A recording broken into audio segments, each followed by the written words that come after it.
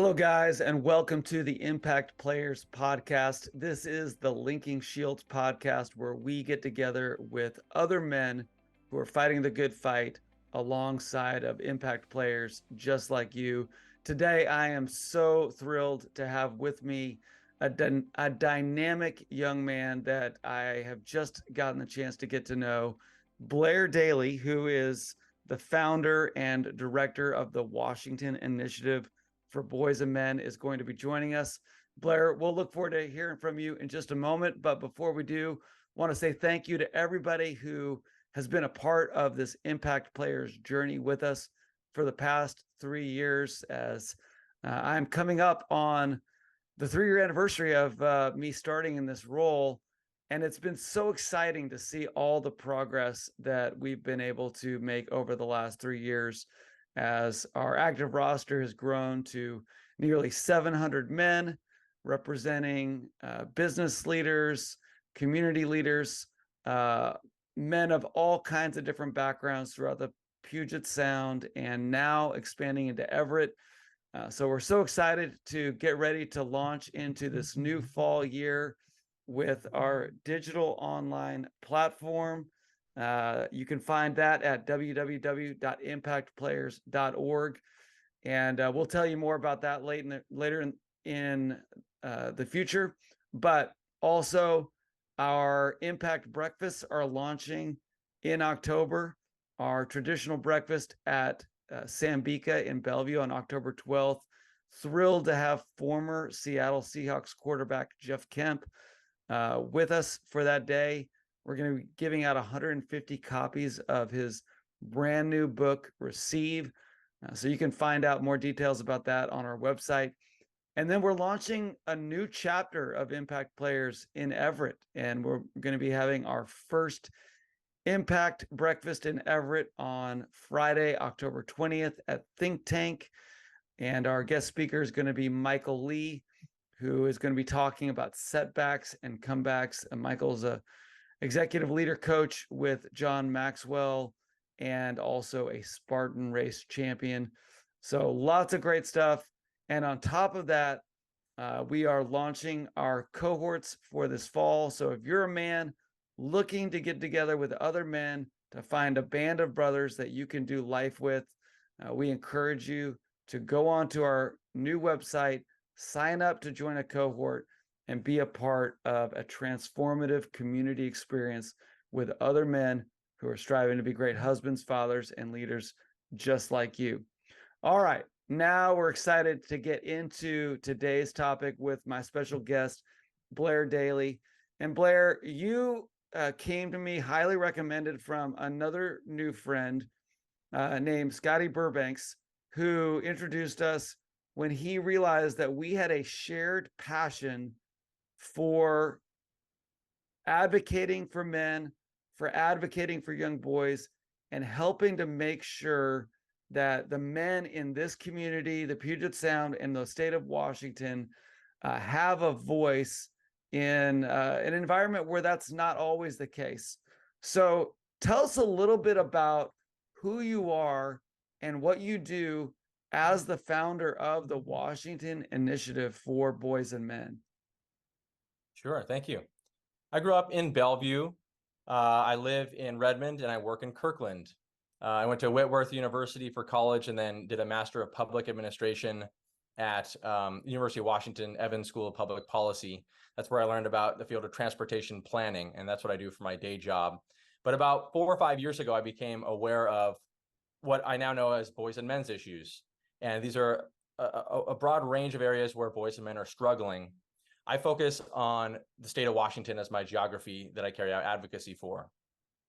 So I have a couple websites. One is an advocacy blog. And then the other one is a website that promotes a piece of legislation, House Bill 1270, that would establish a Washington State Commission on Boys and Men. So under Washington Initiative for Boys and Men, that's kind of the brand of my advocacy operation, I carry out advocacy journalism and then also grassroots political organizing. So I meet with legislators, policymakers, and I try to make sure that the needs and problems of our male population are being looked after.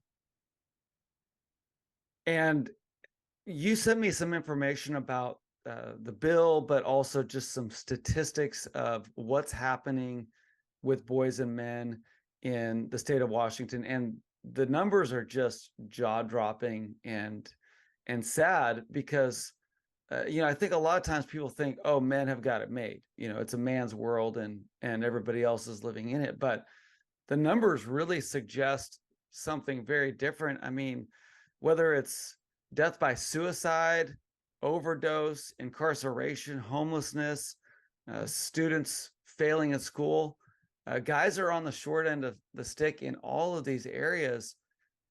Can you maybe touch on why that is the case? Like, why is it that men are struggling in so many key and vital areas in our state? A couple of things that I look at in my role related to political advocacy is how much advocacy is going on for the male population, and also how much money are we spending on helping them. There's two recent articles I published that come to mind related to this. One is that I found that when it comes to grants that are given by government or by philanthropy, the value of those grants is about 4 times greater for grants that serve women and girls compared to grants that serve men and boys. So there's a pretty steep spending deficit on serving the male population. And there's also an even more extreme lack of advocacy for boys and men. My fact finding found about 50 organizations advocating for empowering, helping, calling attention to the needs of women and girls for every one organization doing the same for men and boys. So perhaps we shouldn't be that surprised if culturally, politically, we're not that interested in uplifting men and boys.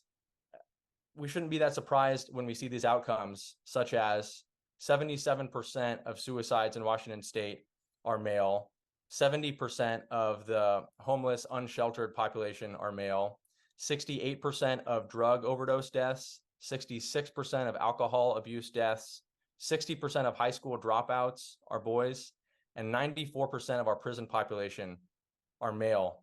With those kinds of numbers, it seems reasonable that we would make it somebody's job to be concerned with improving the well-being of that population.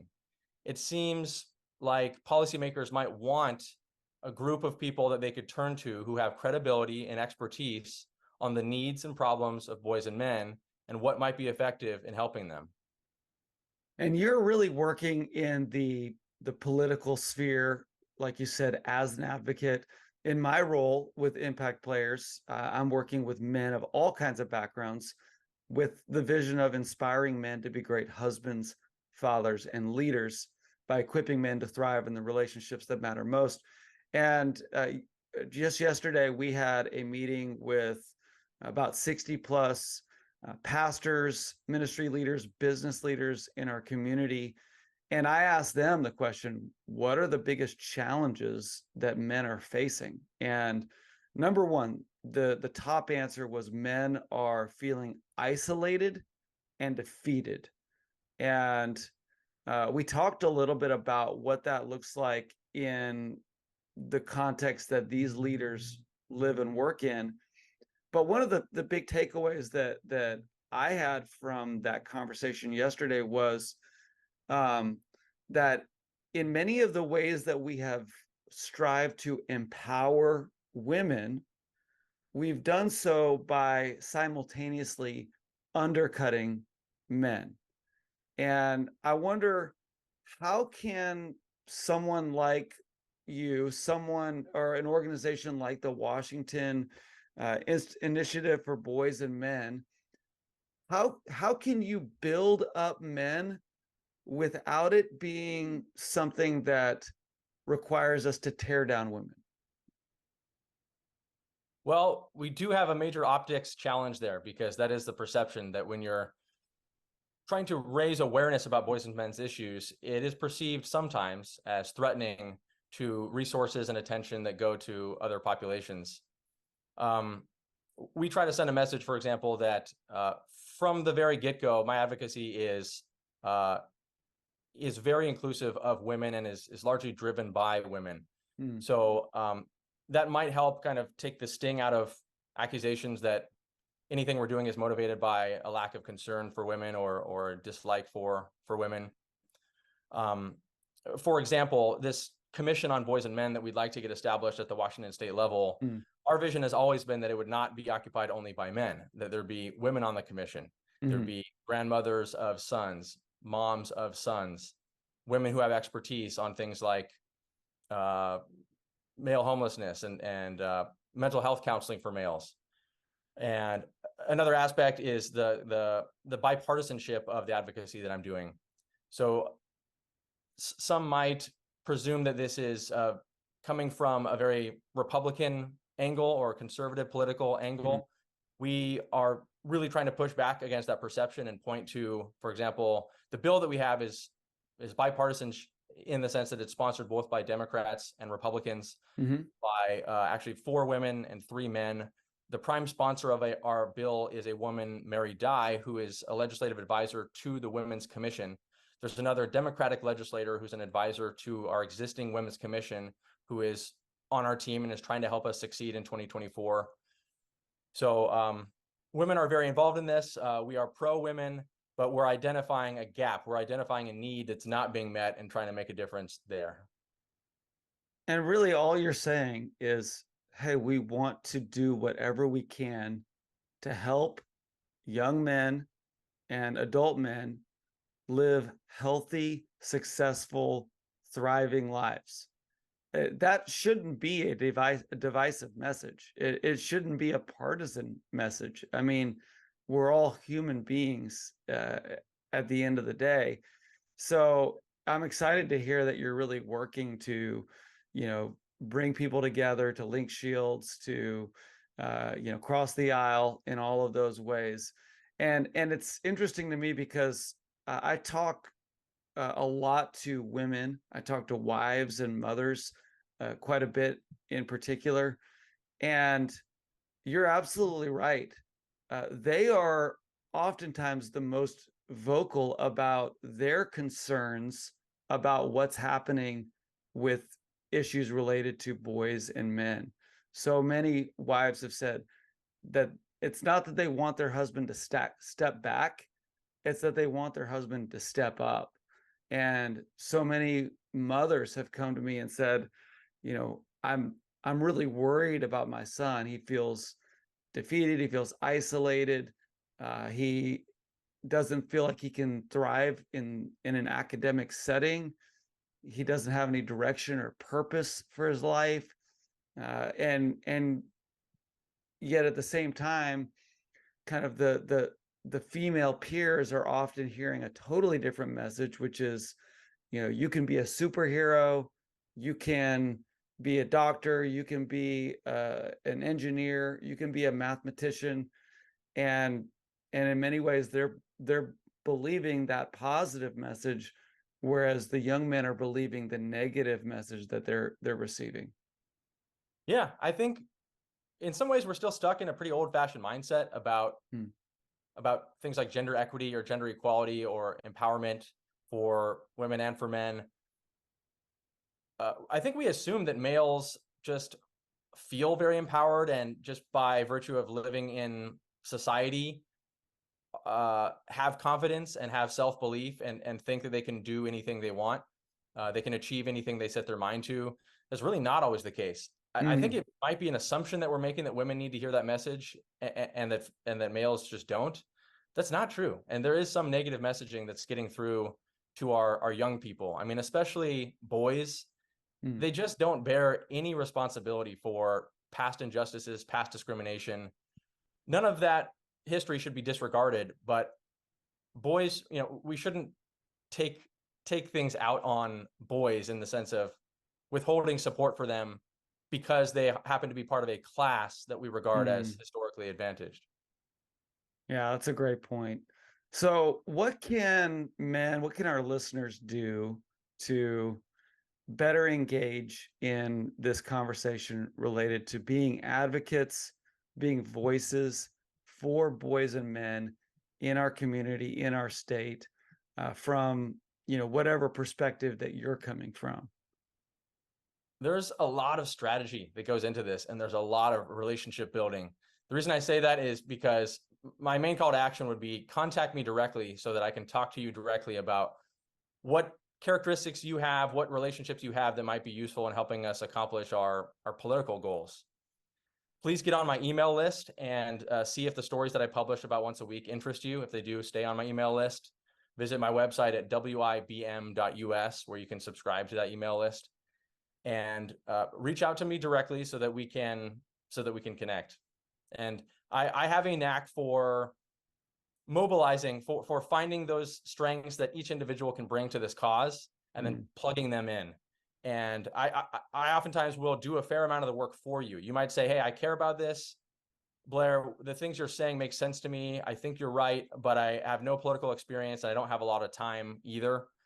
You can still be helpful. I could draft an email for you. I could provide you very specific instructions on a couple next steps you could take, and you can contribute. That's terrific. So how do people follow you? How do they get in contact with you if they want to take a next step of action? My email address is Blair, that's BLAIR, at wibm.us. So that's my website. wibm.us is where Washington Initiative for Boys and Men lives. That's my advocacy blog. And then the other website I mentioned earlier in this conversation, that is waboysandmen.org, waboysandmen.org. That's the website specifically for promoting House Bill 1270, that if we can get it passed, will establish a Washington State Commission on Boys and Men to focus on 5 key areas where we see males need help. And just tell us real quickly, this House Bill 1270, when is that being presented?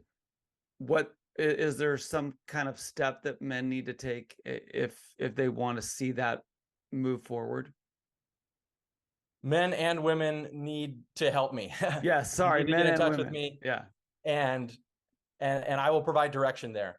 I mean, there's the general call to action that advocacy groups make, which is contact your legislators. But frankly, that's not likely to make much of a difference without some strategy put into the messaging that you're delivering, and who you're contacting, and what names you're dropping when you do that contacting, and where you're physically showing up to have in-person conversations with people. So please allow me to help guide you for those of you who want to help get this passed. The next legislative session starts in January. It's a short session, so we really only have the first 3 weeks of January to accomplish the first hurdle in the journey for this bill, which is to get a public hearing in a committee. The committee is called the State Government and Tribal Relations Committee.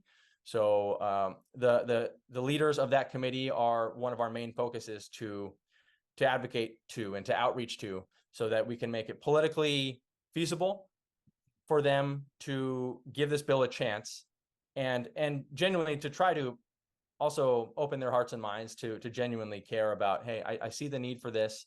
I do want to help boys and men, and maybe get some cooperation from them on what steps we can take. If this commission is not the right route, what other things can we do?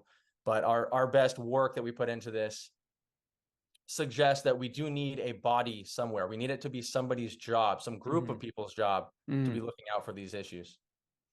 Well, Blair, thank you so much for all that you're doing. For the benefit of our listeners, just a reminder that the Washington Initiative for Boys and Men is not a faith-based organization. It is a bipartisan, organization focused on advocating for boys and men. Impact Players, conversely, is not a political organization. We don't advocate for one party over the other, but we are a group of men who care about helping everyone in our community thrive and succeed, but especially with our mission being inspiring men to be great husbands, fathers, and leaders. We really feel convinced that we need to be a part of this type of interaction with our community and with the government that we serve alongside of. And so, again, this is not a political campaign. It is a call to act on behalf of an underrepresented community in our state. And we hope that you'll take a step of action. Reach out to Blair if you want to find out more about what he's doing. Check out the 2 websites that Blair referenced. And of course, if your desire is to grow as a man, grow as a husband, a father, and a leader, Impact Players is the place for you. Join us anytime for one of our breakfasts, our cohorts, or any other event that we offer. And you can find out more about that on impactplayers.org. Blair, thank you again for joining us. And we'll look forward to hearing more from you and perhaps getting some updates from you in the months to come. But thank you for what you're doing to help create a better platform for there to be a voice for the boys and men in our community. Thank you, Warren.